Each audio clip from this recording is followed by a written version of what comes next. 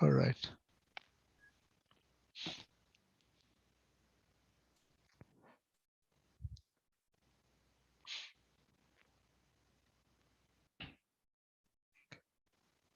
Okay, I guess I'll start now.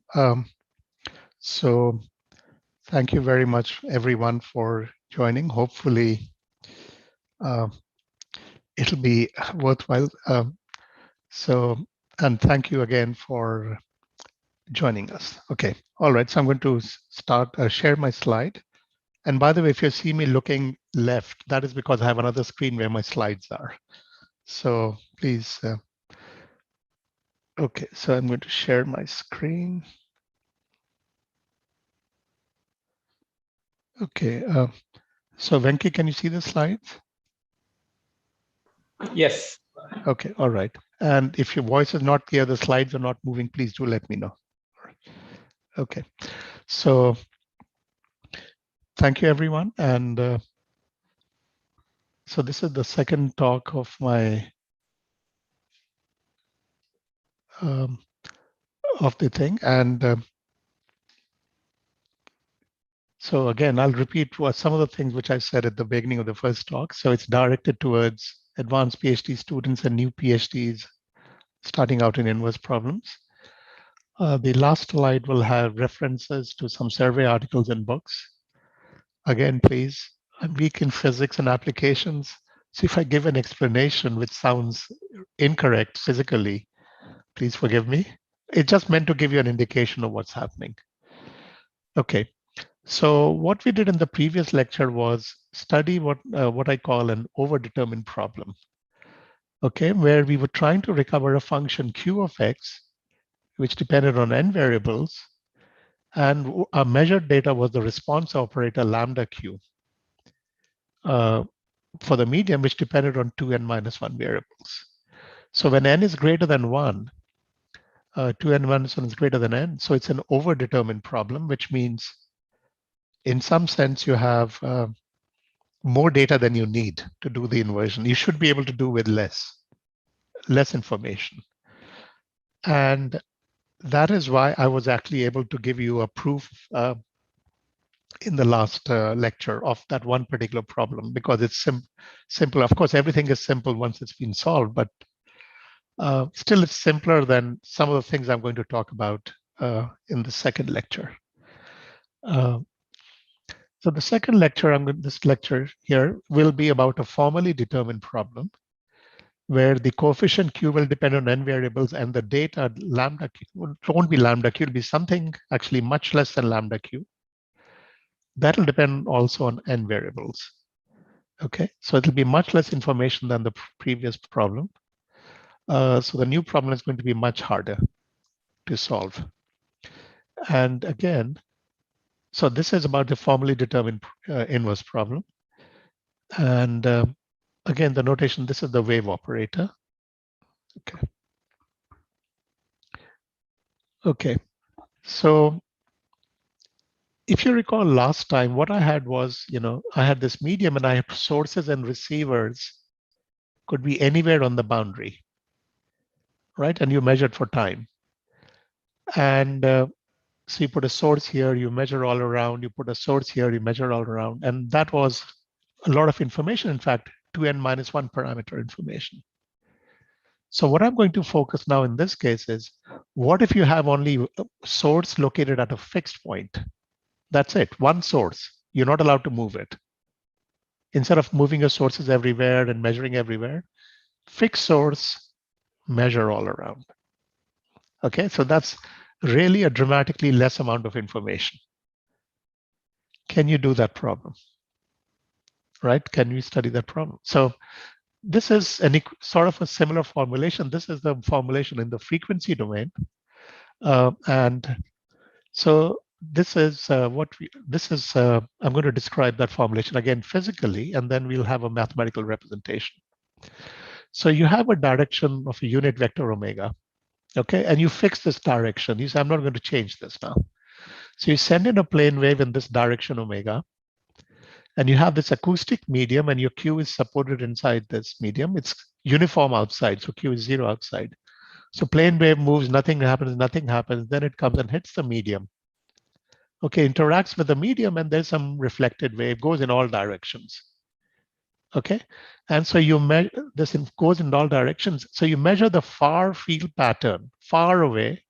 You measure this response in all directions, theta. Okay.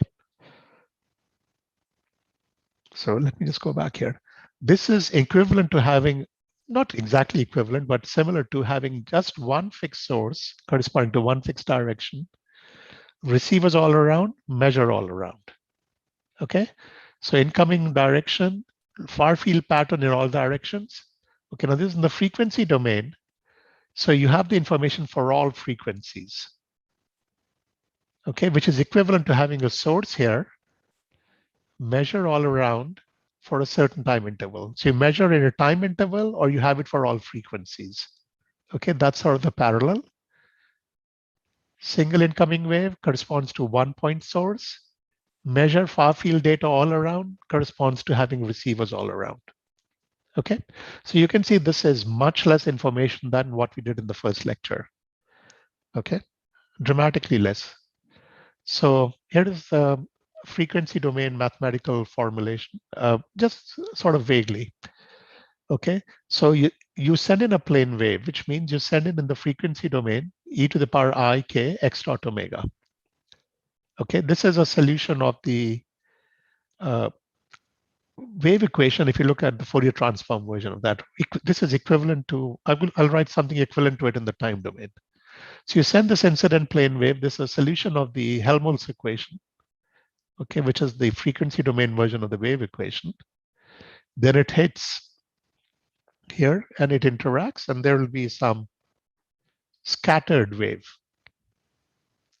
Okay, so the incident wave depends on the frequency k and the direction omegas. And then, this is the value at x. So the omega is going to be fixed now. Okay, and k will vary. I'll have all k's. So there is the scattered wave corresponding to this, which will be a function of x. It depends on the incoming wave direction omega and k. And the total wave is the sum of the incoming and the scattered wave. All right. So incoming wave is known. It's this plane wave in the unit direction. And then the scattered wave has the information about the medium. Okay. And so the physics is that this total wave u is a solution of the Helmholtz equation. Okay. In R3. Okay. And now there's something called the radiation, Sommerfeld radiation condition, which is equivalent to saying that, there is this plane wave coming. And then when the scattered wave goes far away, it's all outgoing. There is nothing else coming. That's it. There's nothing coming in other than this incident wave. And that's sort of like everything else is outgoing after that, outside. That is like the Sommerfeld radiation condition. This is in the time domain, it's equivalent to, not equivalent, I don't know exactly, but I think it's similar to the initial data. So that there is some initial data and it propagates, and then eventually there is nothing else coming back into the medium. Okay. So that's the formulation. Okay. So if you study the frequency domain, I'm going to convert everything to time domain. That's where I'm comfortable. Okay. But I'm just telling you the way some of this problems are formulated also. So you can show that this total field, okay, now r theta is, any x is written as r comma theta with the polar decomposition, polar coordinates in R3, r is x, theta is the direction. So if you look at u in this direction, pick a particular theta, and you look at far away in this direction, r theta, omega is the incoming direction and the k, so you can just ignore that. Then the solution far away has this very special form.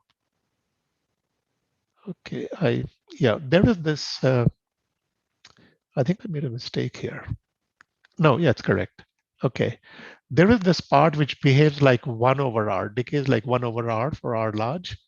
And then there is a part which decays faster than 1 over r.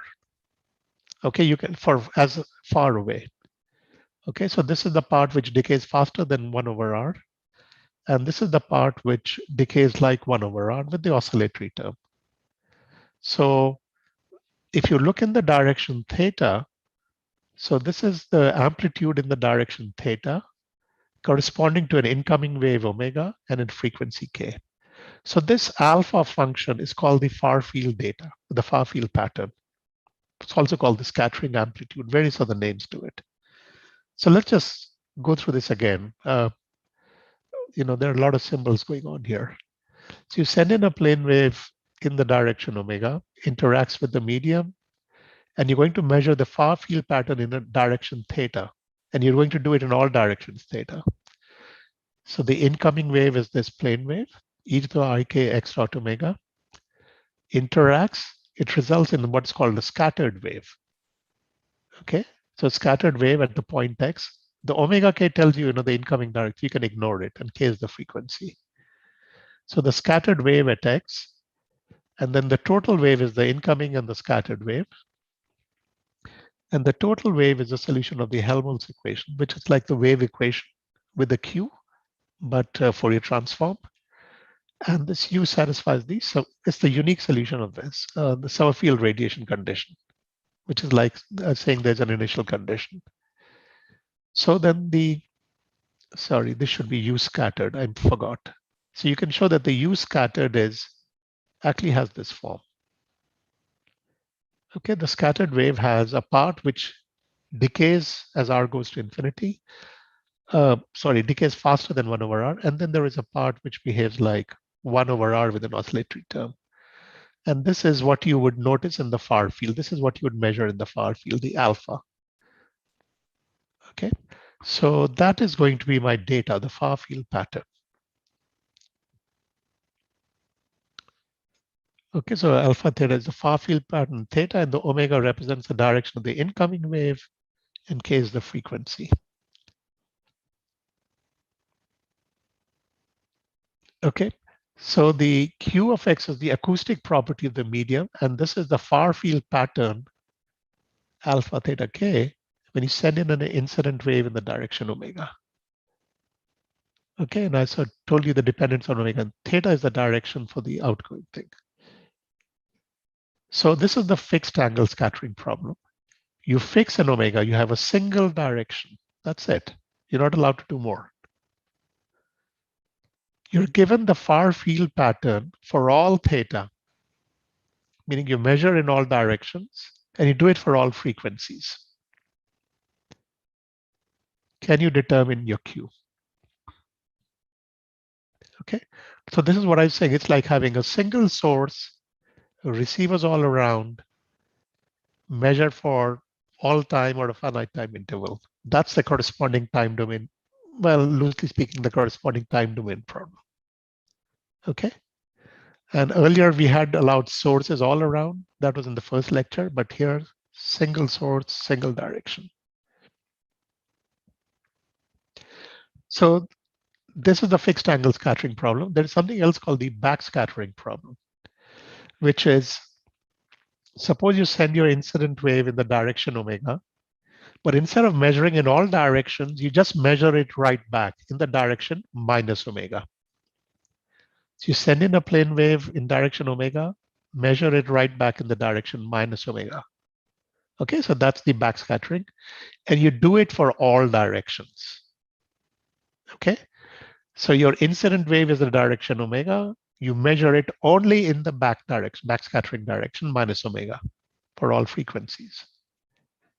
Okay, and this is called the backscattering. So given this backscattering data, can you determine Q of X? So let me go back here. Let's look at the difference in the two. In the first problem, you send in an incident wave in the direction omega, one incident wave, and you measure all directions, far field, and for all frequencies. In the second problem, you're going to allow different incoming waves.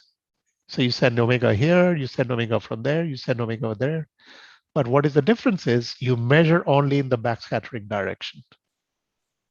So if you send in omega, you measure only in minus omega, not all around. You're allowed to change your direction omega, right? So these are the two problems. They are long-standing open problems. I mean, I don't know, maybe 50 years or something. Um, so, and actually, when I was working on my PhD, so I was actually working on the fixed angle, the time domain version of the fixed angle, and I couldn't solve it, of course. I didn't know how hard it was, and I was stupid enough to think about solving it then. But uh, so you can see how long it's been, and I did my PhD in 1986. So anyway, so there are these two problems, and they're long-standing open problems, very famous. Okay, and if you ask me, this is what I really, I mean, these are the problems closest to my heart. These two. So both problems are now. So both problems, their reason is hard is because they are formally determined. Let's see why. Formally determines the parameter count. So let's look at the fixed angle scattering problem. Your information is measuring in all directions theta. So the theta is a unit vector in Rn. So that's n-1 different parameters. You're allowed all incoming directions omega. Omega is a unit vector. Sorry, omega is fixed. Single omega. So that doesn't vary. So it's not a variable. So your fixed angle scattering problem depends only on theta and k. Theta is all possible directions which you measure. That's n-1. All frequencies k, one dimension. So a fixed angle problem, the data depends only on n variables. Omega is fixed. It's not a variable. And you're trying to recover Q of x, which depends on n variables. So it's exactly the right amount of data. The least amount of data you would need to actually solve this problem. Okay, so that's a formally determined problem. What about the backscattering problem? So here your data depends on, omega is allowed to change now, but you're only allowed to measure back, right back, minus omega. So it depends on omega and k. Omega is a unit vector in Rn. So that's only n-1 different parameters. Okay. K is frequency, one variable, n. So this depends on n variables. Q depends on n variables. Again, formally determined. And they're both long-standing open problems. Okay. So backscattering problem, there are various partial results. I have a reference. I mean, I wrote an article about it. Well, some sort of partial result, I think in 2013, in which in the introduction, I did a survey of a lot of the results. So I'll have a reference for that. You can look at all the work that has been done. Very, very important work by others. But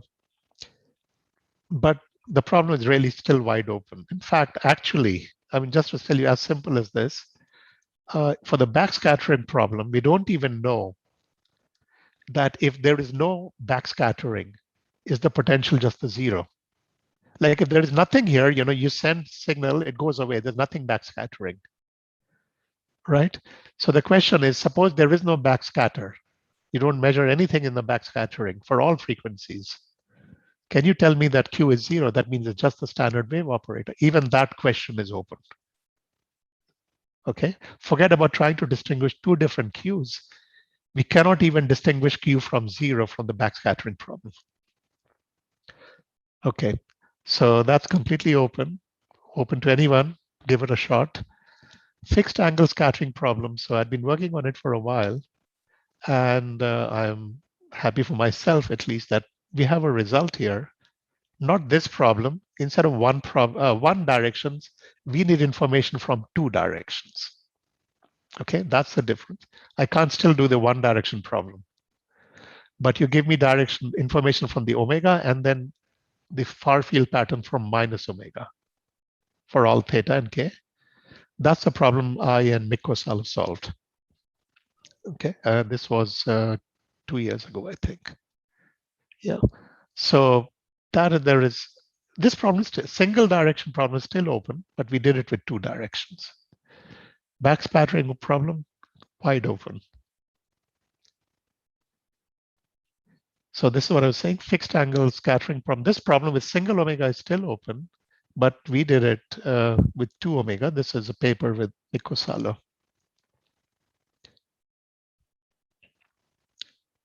Okay, so this lecture, I'm going to try to tell you how to solve this two I think if you have information for omega all directions and minus omega all directions, how do you prove that you can determine or there is uniqueness? Okay, now this is complicated. So I'd hoped I would be able to tell you, but actually once I started doing the slides, I realized I will not succeed in showing you that, but I will give you some of the things which go into it. Okay. So this is the problem I'm going to talk about in the rest of the lecture, which is send a direction omega, measure all around for all k, send in this direction minus omega, measure all around for all k. Can you recover q?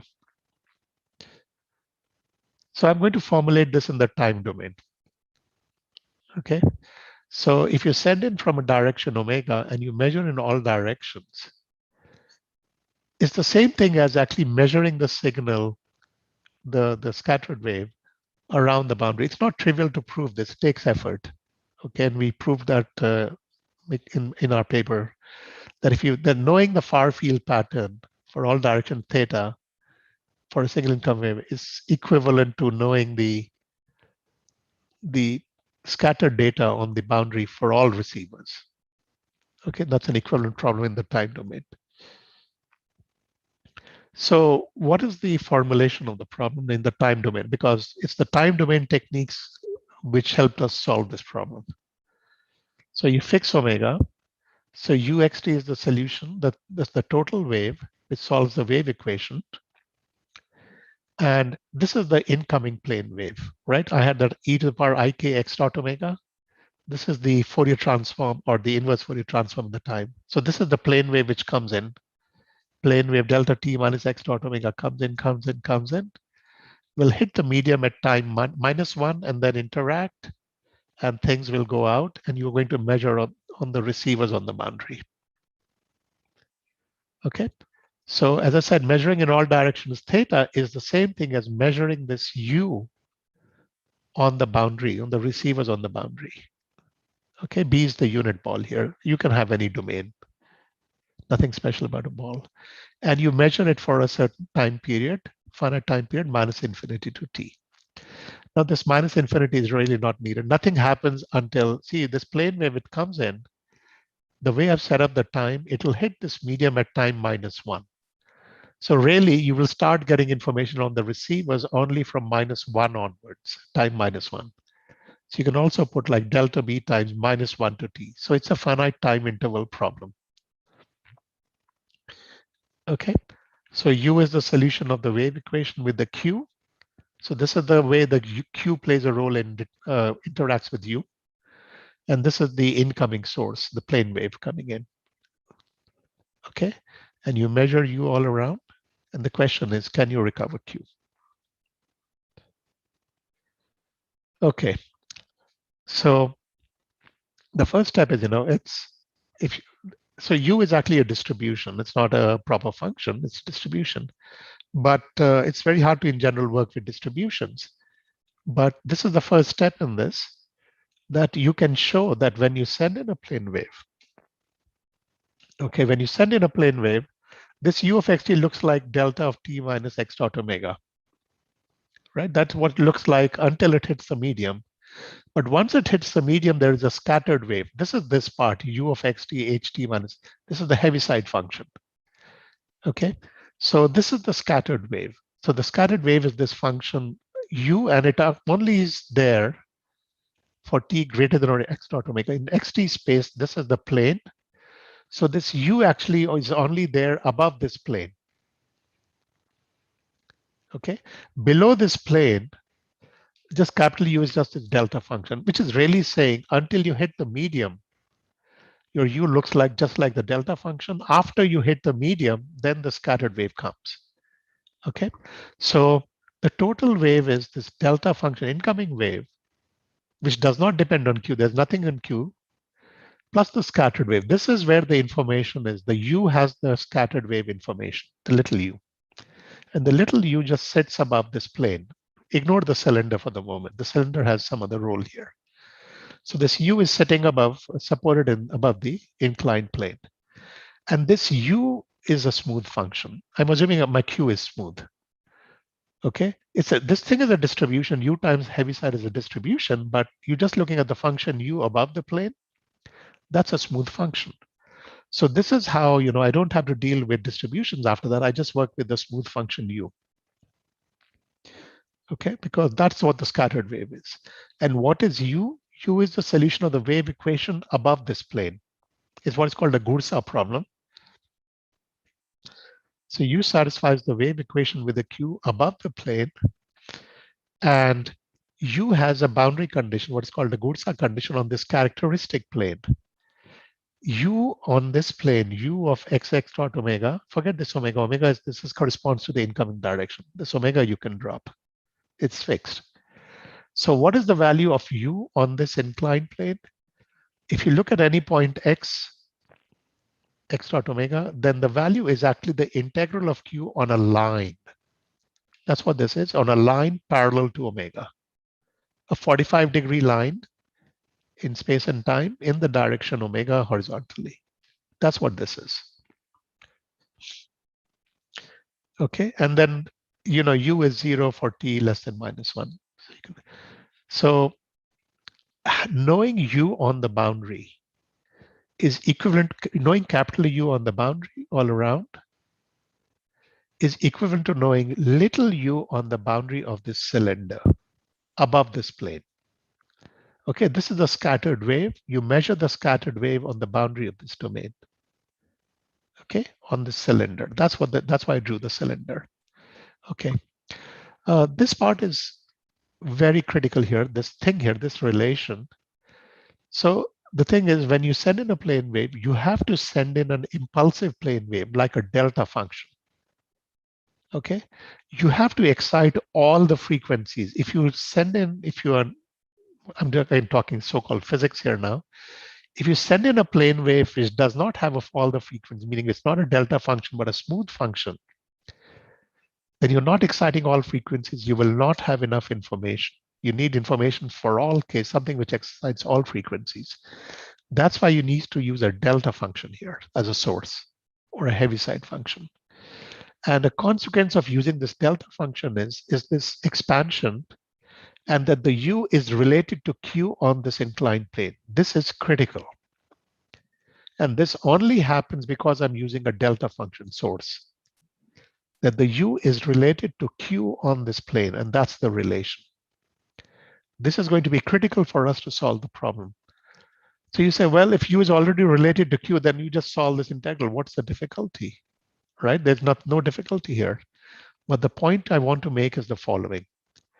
Where is the information U given to us? The information of U is given to us only on the boundary. I have no information about U in the interior. On this plane, I do not have any information about U. That's not part of our data. Okay, our data is only the measurement of U on the boundary. So this relation between U and Q, if I had information about U in the interior, that would be it. I'd solve the problem in one step. I'd get Q right away.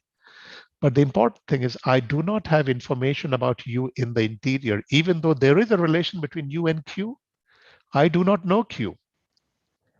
I know U, but I know U only on the boundary, not in the interior. So it's not just some simple step, just invert this integral transform. No, because I don't have this information.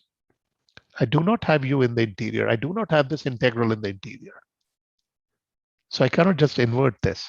It's not, okay? My information U is only on the boundary of the cylinder. Okay, so I'm going to reformulate this problem. So I have U as my scattering data, and I have this map given Q. I can solve this Gursa problem. U satisfies the wave equation U, and U is related to Q on this plane. And my information is I have the value of U on this boundary of the cylinder, and the normal derivative is also known on the boundary of the cylinder. Okay, and this boundary of the cylinder I'm calling L. Let me just go back here. How come I all of a sudden brought in the normal derivative of U? I was only talking about measuring U, and how did this come in? Just let me give a quick explanation. if you know U on the cylinder of the boundary, on the cylinder, and because Q is 0 outside, so you can solve the wave equation. There is no Q needed. You can solve the wave equation, the initial boundary value problem with the value of U on the boundary, and U would be known outside. In particular, you can get the normal derivative also. Okay, so there is a minor tiny step here where if you know U on the boundary of the cylinder, then you also know the normal derivative. Okay, so that's where this second part comes in. It's not a major thing, it's just a very minor thing. So my equivalent problem is, again, I'm going to repeat that. I have this map Q so that if you know Q, then U is the solution of the wave equation in this, where instead of a source node, I have the U is related to Q on this plane inside the cylinder. I know U and the normal derivative of U on the lateral boundary. Can you tell me what Q is? All right, that's a question. And again, I know I'm probably some of you are getting bored with me, but there is a relation between U and Q on this, but you cannot get that information because we do not know what U is inside this. So I cannot get the integral of Q and get Q from it. My information is here. So, and the connection between the Q here and the information which is measured here is the differential equation. So to get information about Q here from information here, you have to use the differential equation to get from here to there. It's really how information here is transmitted to the boundary. That's the connection that we have to reverse. Okay, so the question we have is that suppose I have two different Qs and the corresponding U1 and U2, right? So I have some Q, it gives me something here with that Q. Another Q related to U here gives me another thing on the boundary. Suppose those two measurements are the same for Q1 and Q2. Does it imply that Q1 is equal to Q2? Are the mediums the same? So just like for the first lecture, again, you study what's the difference. Okay, so you look at V, okay, and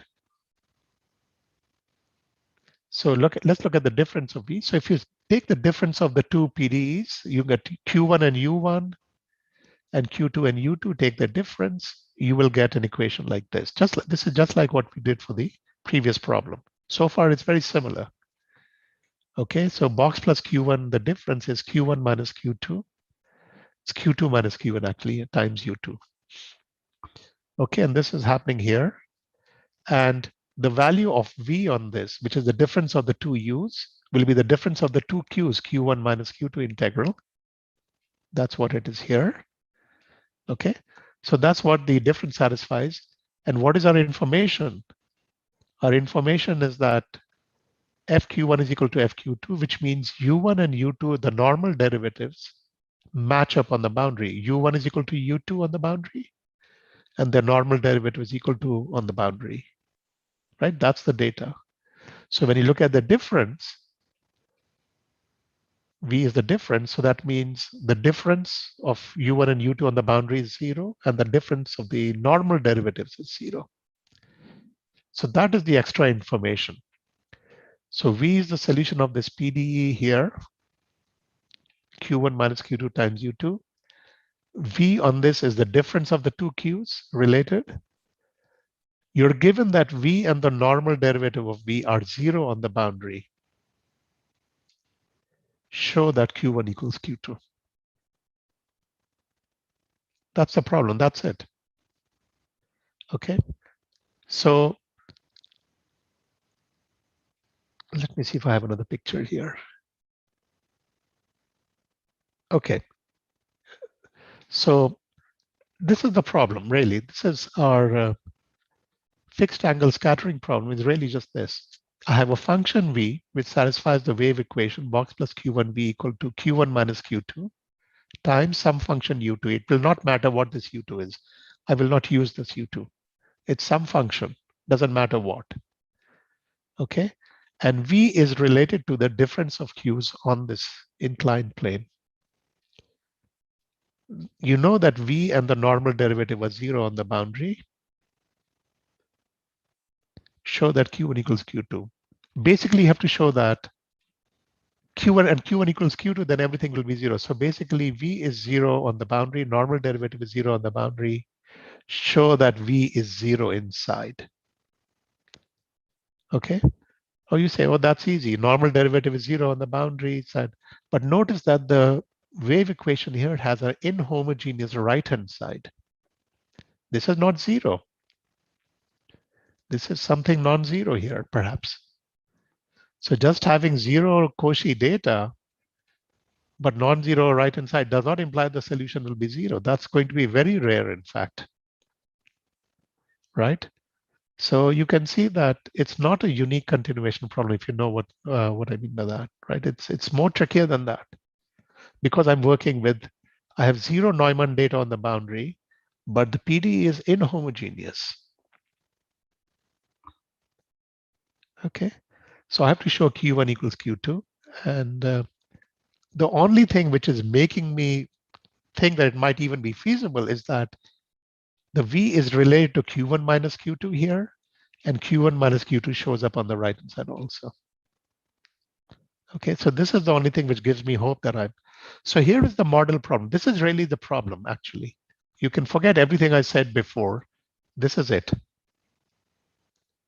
Okay, you have some function Q of X. Forget what it is. It doesn't matter. Take any function Q of X. This was the U2 here. Take any function fxt. Doesn't matter what it is. Let V solve this problem, box plus QV, and this is the Q1 minus Q2. I'm just calling it P of X now. It's some function of X. And V is related to P. Okay, there was an integral here. I'm just dropping that integral. I'll make it even simpler. Okay, I'll say V is actually, Vxx is actually just Px. Let's make it as simple as that. Okay, it's actually the integral here of some kind, but let's make it this. So V solves this problem. There is the Px times some arbitrary function. I don't even know what it is. And I don't care what it is. I know it's some function. Doesn't matter what this Q of X is. And V is related to P on this boundary. Given that V and the normal derivative of V are on this, or 0 on the lateral boundary, meaning on the sides of the cylinder, show that this function P is 0. That's it. That's the problem. That is the fixed angle scattering problem is equivalent to this problem. Not equivalent, actually. I mean, if you can solve this problem, you can solve the fixed angle scattering problem. That's what I mean. Okay. And so how do we do this? So why is this difficult? Why has this been open for like 50 years or more? Well, first thing is not many people have been trying the time domain version of this. A lot of the effort in this has been in the frequency domain, which uses slightly different kinds of techniques. So I only know about the time domain, and I was working on it in the time domain approach. And I'll say more about it. There was one very clever idea, not my own. It's from 1981, and that is the break. That was the important idea here, which I'll tell you. So why is this so difficult? Okay. So what we are doing here is, let's see if I said more. Yeah. Okay. So I have V and normal derivative V are 0 on the boundary here, right? So if this part was not there, if this part was 0, if it was a homogeneous PDE, then you could do something what's called the time estimate for the time like Cauchy problem. You try to estimate the V inside by the value of V on the boundary, V and the normal derivative. Okay, it's not trivial, but it's very complicated to do that. But let's say even if you could do that, right, then you estimate the value of V on the boundary, sorry, in the interior by the value of V and normal derivative on the boundary. Okay, in particular, you'll be able to estimate V here, which would be P. So you would get estimating the value of V in the interior, which is in particular the value of V here, which is P, in terms of the normal derivatives on the boundary, yes, but it's an inhomogeneous problem. So this will also show up on the right. So if you just do Carleman estimates, which is this is the way in which you estimate things in the interior from the boundary. Okay, it's non-trivial, but still it's well known. You would get an estimate like this. Okay, so you'd get norm of P, which you're trying to estimate, prove equal to 0, is the norm of PF. This is from there plus this. So if I know V and normal derivative of V are 0 on L, I get 0 here. So I get norm P is less than norm PF. Well, that does not prove P is 0 unless F is small. If F is small, like norm of F in some sense less than 1, then I can subtract it and I get P is 0. But this F from a problem actually is not small. And there is a constant here, by the way, right? So this F is not going to be small. It's some arbitrary function. It's actually, it's this U2 here, which is coming from some other problem. So it's not small. So even if you could do what I'm saying here, you could do this. There's some issue here, and this is 0, then you get that. And that doesn't help you solve the problem. It's not going to do it. This is actually the main difficulty. You know, you have norm of P estimating here on the left side, and you then have the inhomogeneous, so you get norm P here. So P showing on the left, P showing on the right. And you need F to be small for that to work, but F is not small, right? So how do we solve such problems? So this was really the important breakthrough, which was actually happened a long time back in 1981. This is Bugim and Klebanov. They showed how to tackle such problems in a clever way. Okay, and this was not for this problem. They did another problem. They were actually working on this problem, but they did not do this. They did something else. Okay, but they had a really important idea, which is that actually when you do this, you do a weighted estimate. So this norm, there'll be a weight here. And I'm going to say a little about it, but it's tricky. And this is an integral on the whole domain. This is an integral only on the bottom. And this weight will have an integral on T for large sigma, and that will decay as sigma goes to infinity. And that is how you take care of this. Now, I've said a lot here. It's very complicated, but that is the brilliant idea. Actually, that's, I would say, you know, for any formally determined problem, that's really the one idea that is there, which there are no other ways of dealing with hyperbolic formally determined problem. There are no other ways. This is it.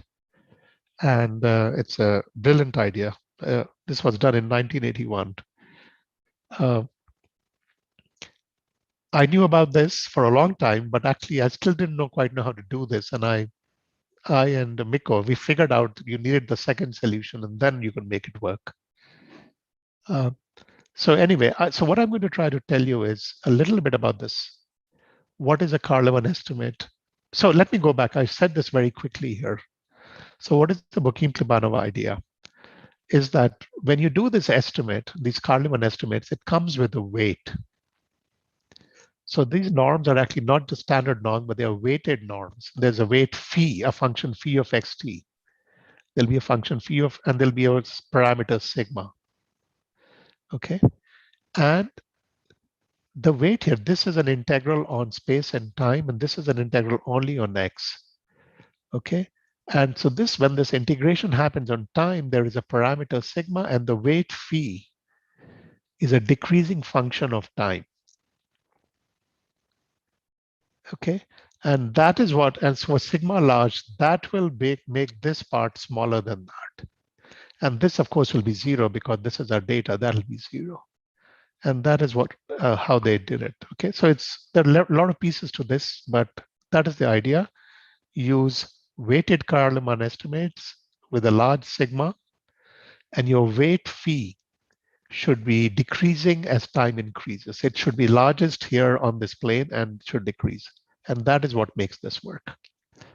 So what are these Carleman estimates? And that's what I'll talk about. It's going to be complicated to go through the whole proof here.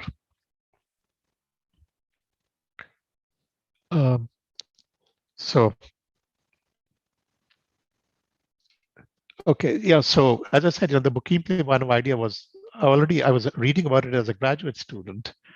So And of course, I solved, Mikko and I solved this problem with two things only just 2 years ago. So what happened?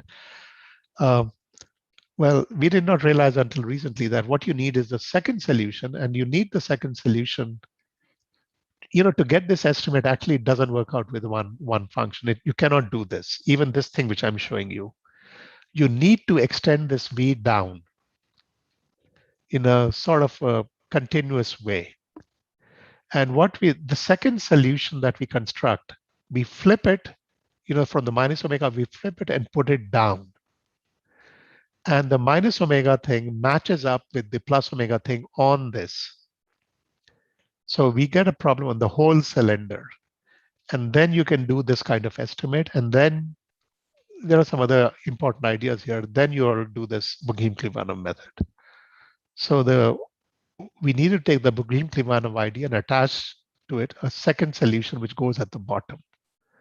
Okay, that is the extra thing we added and then made it all work here. Okay, so what is this Carleman estimate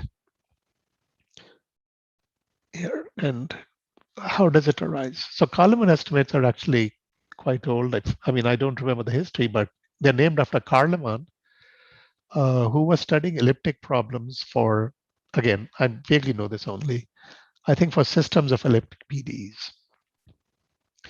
And he was studying a problem which I will describe right here. But then, Hormander took that and applied to general PDEs, not just elliptic. He showed it how to do it for any operator and what are Carleman estimates. And in particular, he did it for hyperbolic operators. So what does the Carleman estimate originally started for? So let's look at this standard Dirichlet problem. You want to solve the Laplace's equation in the domain D, and you want to prescribe U on the whole boundary F. Okay, this is called the Dirichlet problem. This is well posed, and if you've done, the standard Sobolev space theory or various other ways, you can prove that this has a unique solution. And the solution U in the interior is bounded by the norm of F. Okay, compare this with another problem. Here, V is also a solution of the Laplace equation, but I do not prescribe V on the whole boundary, unlike here. I only give you V on a part of the boundary. But I don't give you V everywhere, but I also give you the normal derivative of V on that part of the boundary. Okay, so this is what's called the Cauchy problem. You prescribe V and the normal derivative V, and then it's Cauchy data, and you try to propagate it into the interior, right? You're trying to solve the Laplace equation. Okay, and you will see this is not studied in standard, the first course in PDEs and stuff. You don't study this problem, you study this problem. There are various reasons also. So you study problems like this. Okay, and this is much harder. And this is the kind of problem. So you want to know, if I prescribe this G and H, does it even have a solution? Actually, in general, it will not. Okay, so this is what I said. The U problem has a solution for any F, but the V problem will not have a solution for most G and H. Okay, so all right, that's fine. But suppose there are some G and H for which there is a solution of this problem. Is there more than one solution? Is it unique? In particular, suppose V is 0 and normal derivative of V is 0 on the boundary, and V solves Laplace equation inside. Does it imply V is 0? Okay, the uniqueness problem. And this is not easy to solve, right? I mean, there are various techniques. So Carleman studied this for systems. There are other techniques here, but for other perturbations, it's not so trivial. And so there's this method of Carleman estimates. Okay, the same thing for the wave equation. Okay, if you solve the wave equation, the initial value problem, U is 0 on the whole domain and U and UT are given initially, this is a well-posed problem. And there are estimates and all this. But for the wave equation, if you prescribe normal derivative V and normal derivative on the lateral boundary for FG, okay, then there is no guarantee you will have a solution for a general FG. And suppose you do have a solution for some FG, can you estimate V inside? This is exactly what we were doing when we were doing the inverse problem. Right? I was trying to estimate V here from the lateral boundary. Okay, and that is exactly the non-trivial problem here. This is the easy problem, the initial value problem. The time like Cauchy problem here, this is non-trivial. How do you estimate this, assuming there is a V for some FG? Okay, and that is what Carl-Lemon estimates do. So what does a Carl-Lemon estimate look like? Okay, so basically it's, okay, I wish I had drawn a picture here. So it says if you have, so this is Carl-Lemon estimates the way, Hormanda set it up. You have some domain omega. This is whether, it's space, time, or space. And you have a differential operator. I'll just talk of second order differential operators. Okay, then this is what a Carl-Lemon estimate looks like. So this is a weighted estimate of the interior. This is an estimate of U in the interior with a sigma large parameter, and this is the weight phi. In terms of the right-hand side, PXTU. So if PXTU is 0, this term is not there. Okay, otherwise, so this is the solution. This is the right-hand side of the PDE on the whole domain. And this is the boundary data. Okay, so there is an estimate like this with the weight phi, but you say, but it's not true for every function phi. This is only true for functions phi which are pseudo-convex, strongly pseudo-convex with respect to operator D. What is the strongly pseudo-convex? Meaning, you don't just have this, you put any function, any weight, and it's always true. Okay, and by the way, this is for large sigma, and this large sigma part is important for our inverse problems. So what is this weight phi? You can't just put anything there and expect an estimate. It has to be strongly pseudo-convex with respect to P of theta. Okay, the pseudo-convexity condition is actually a geometrical condition which is related to the rays or the bicharacteristics of P of xt. Now, when you have an elliptic operator, it has no rays or bicharacteristics. So for that, actually, the weights are very easy to construct. And you want to choose these weights in a careful way. Okay, so you take any smooth function psi on the domain, and you take exponential of lambda psi, lambda large. This will be pseudo-convex with respect to the elliptic operator, meaning there's such an estimate for anything. So for elliptic operators, you can construct lots of pseudo-convex weights for which this is true. So the unique continuation theory for elliptic operators, is very strong results come out because of this fact. Okay, for hyperbolic operators, it is much harder to construct these strongly pseudo-convex phi.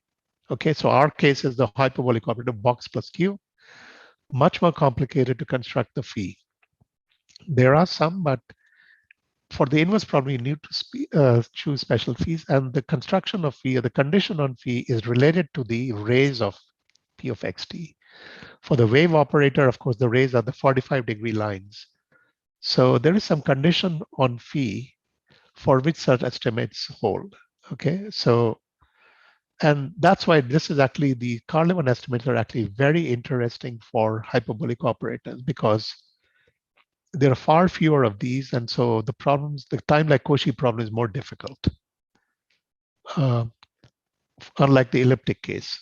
The hyperbolic case, the time like Cauchy problem on the lateral boundary is much harder, and there are negative results there. So that is what we need, and then you combine it with some various tricks, and that's how we. Okay, so I'm going to stop here. So let's go back here and just let me remind you, what are the two open problems?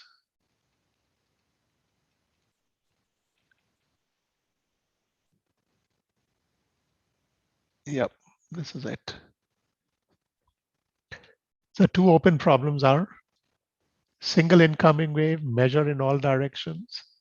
Okay, so we've done it with two incoming directions, but can you do it with a single one? And then completely open. This is really far from much being done in this. There are still results, but even simple things are not known. The backscattering problem. Given omega, measure only in direction minus omega for all frequencies. Okay, so the time domain version, we put a source here, measure it right there for all time, and then move this source receiver pair again. Source here, measure it only there for all time. That's the backscattering problem. So that's the one which is completely open. Fixed angle we've done for 2 cases. Okay, so I'm going to stop here. Thank you. Thanks, Rakesh. Okay. Any questions? Right.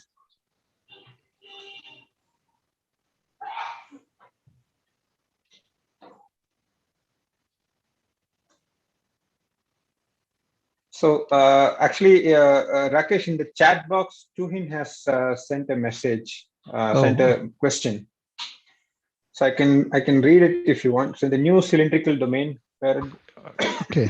Yeah, right. I read that. So he's asking this question. Let's see.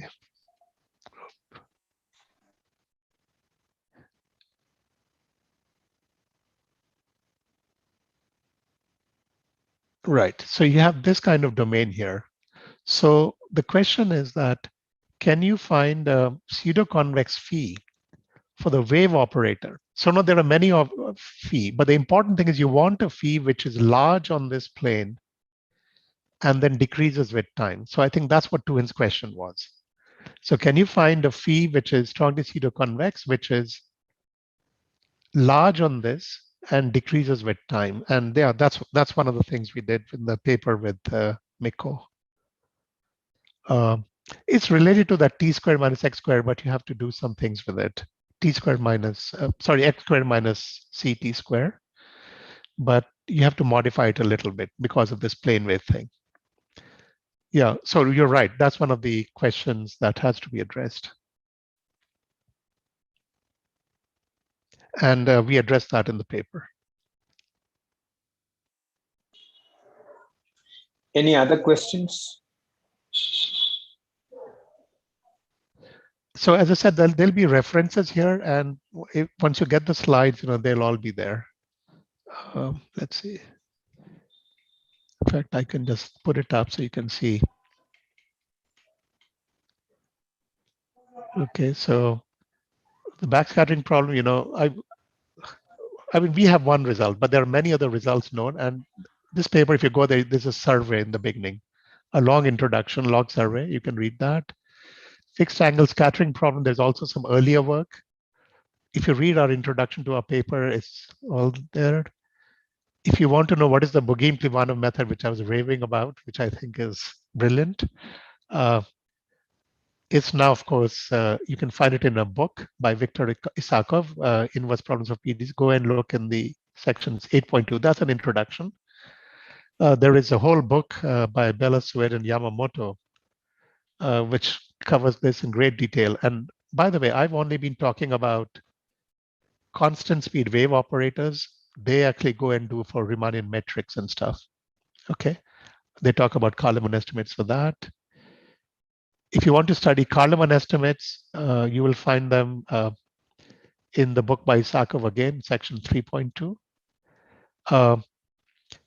We do you need actually explicit boundary terms, and you'll find that in the appendix on our paper. And of course, if you want to study inverse problems in general, I mean, when I was a graduate student, I used to read books by Romanov. There are several books on inverse problems by Romanov. There are lots of interesting problems, interesting results there. You should openly, he's written 4 or 5 books, some with other collaborators. This is a good place to go and read and find out lots of things. I mean, that's, I look at a lot of these books many times myself. Sorry about going on and on. Yeah, okay.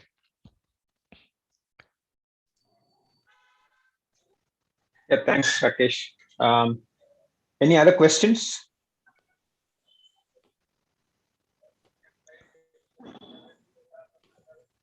Okay. So Rakesh, I have one question. So the current method, in your opinion, may not we may not be able to tackle for the full general case, what you did with Miko.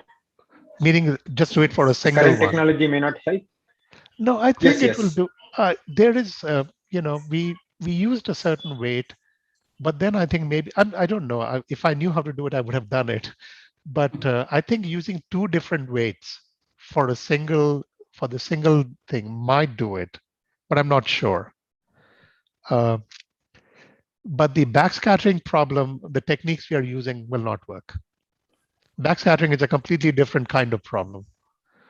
Right. It's okay. So backscattering, the hard part is that you have a little bit of, you don't have a full boundary data for one solution. You have a little bit of information on the boundary for many different solutions. And it is very hard to combine information from lots of solutions, tiny bits of information from lots of solutions. Okay, we don't really have good techniques for that. The fixed angle scattering problem just deals with only one solution. Okay, backscattering problem, you would have to deal with many solutions and just tiny bits of information for each. And that's why the backscattering problem is actually, in a much worse state. I see. Yeah, thanks. I suppose if no more questions, actually, Divyansh has sent a message. Oh. Is there a reference to see the time domain version of the problems? Oh. Oh, so actually, sorry, he actually sent a message to me. So he's actually Okay. my current student, Divyansh I Agarwal. see. So he's asking you, is there a reference to see the time domain version of the problems? So The he's one just that I starting just, out. right. So actually, if you look at the, so I suppose the references that you have given over here would help, right? correct, yeah, right. So for example, the backscattering problem, if you read that, the 2014 paper and for the fixed angle there. And then otherwise, if you look at books by Romanov, he has all kinds of inverse problems for hyperbolic PDEs.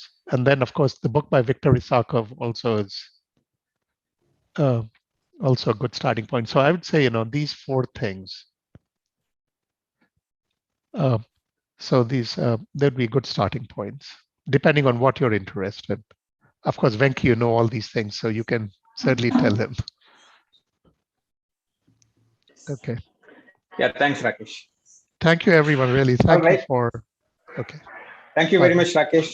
We really Okay. appreciate it. It's wonderful to lectures. Okay. Thank you. Bye-bye.